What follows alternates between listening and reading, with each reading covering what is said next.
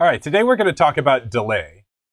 We're going to talk about one feature of delay that kind of gets overlooked when people break down the elements of what a typical delay does. But first, let's just start with the basics. Right here, I've got a Sound Toys EchoBoy Jr. pulled up. And we're not going to get into everything because there's plenty of tutorials on YouTube about all these different, like basically how to work a Sound Toys EchoBoy. But I just want to talk about the elements that are pretty much in every delay plugin, and that is the mix, the echo time, and the feedback. The echo time, we're going to start there, is the easiest to grasp. This just tells you how much, by how much a delay is going to happen. So right now it's set to a note increment. So this is 1/8 note, so it's going to be delayed by 1/8 note. If I move it up, it'll be delayed by 1/4 note, and then a half note, and so on. And you can take it down to a 16th note, a 32nd note. So I'm going to take it back to an 1/8 note here. You can also set it to time, so that's like 375 milliseconds, and things like that.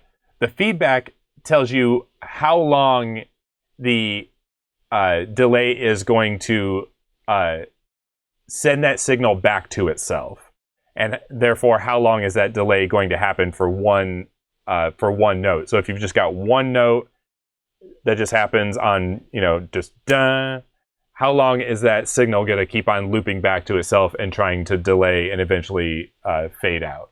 You'll hear examples of this as I get going here. The knob that we're going to talk about that doesn't get talked about as much is this mix knob. And I'm going to show examples of this, but what can happen is when you start getting creative with your delays, you can,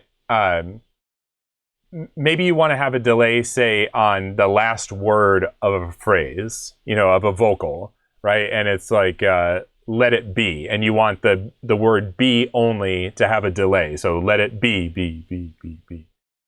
What can happen is if you have your mix not set to 100%, you are also going to let in the original audio source, which is going to make it so that your word be is going to sound louder, because not only do you have the original, but now you've got the double coming from the delay happening at the exact same time. So what will happen is it'll sound like let it be, and then it will delay. So it'll be like let it be. And you don't want that. You just want the vocal to sound normal up until the delay starts happening. So you just want it to be let it be. So I'll show you exactly what I mean here. So right now we've just got a piano set up, and I'm just going to play it with no effect.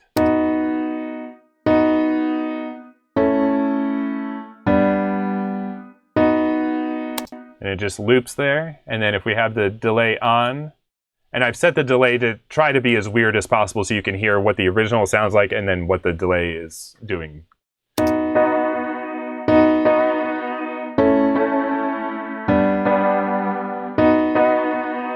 So right now you can hear that it's pretty much just giving one slap back.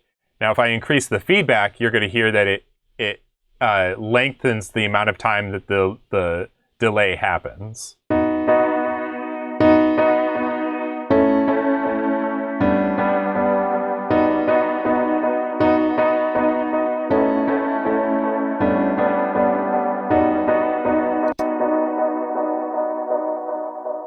And you can hear it there when it's trailing out, it's really extended.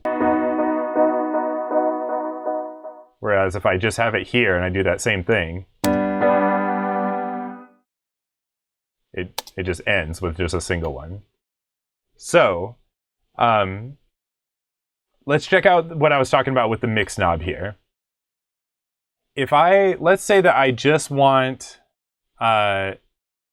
this is a 4-bar phrase. Let's say that I just want, let's mute all of them. And let's say that I just want the last chord here to have a delay. All right, so let's listen to this.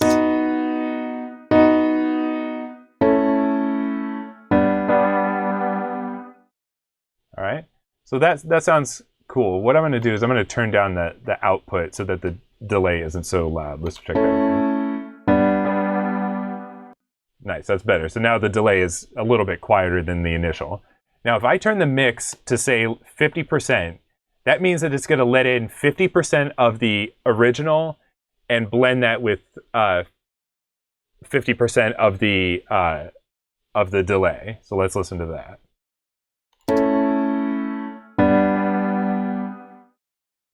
All right, so let's take it from here and listen one time.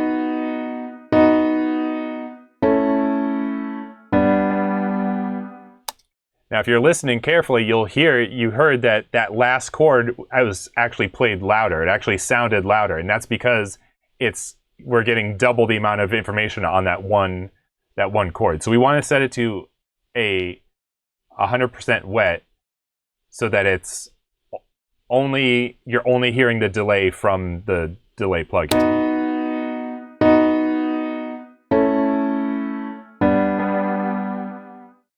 All right.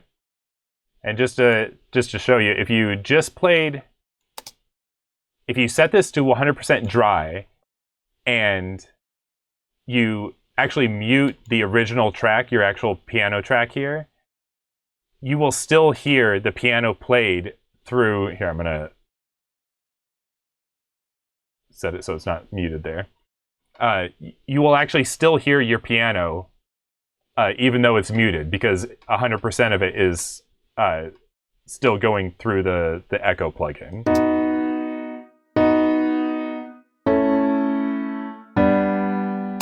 You see that? Your piano track is muted, but it's still sending that audio to your EchoBoy Jr. here, and it's set to 100% dry, so it's not giving you any echo. So that's what's causing the sounds to double up on each other.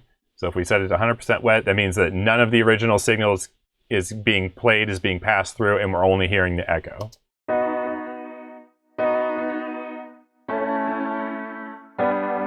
So right there, because our piano is muted, we're only hearing the echo. We're not hearing the actual main source. So if I unmute that, now we'll hear the main source.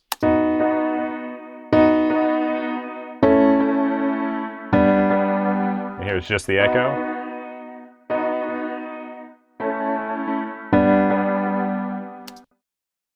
So yeah, that was something that caused a lot of issues for me. I didn't realize, because some of the presets on here won't have the mix set to 100%. I don't really know why, but yeah, it was causing a lot of issues. All of a sudden I was like trying to figure out why one word was super loud when I was just trying to put delay on it. It's that mix knob that you need to watch out for.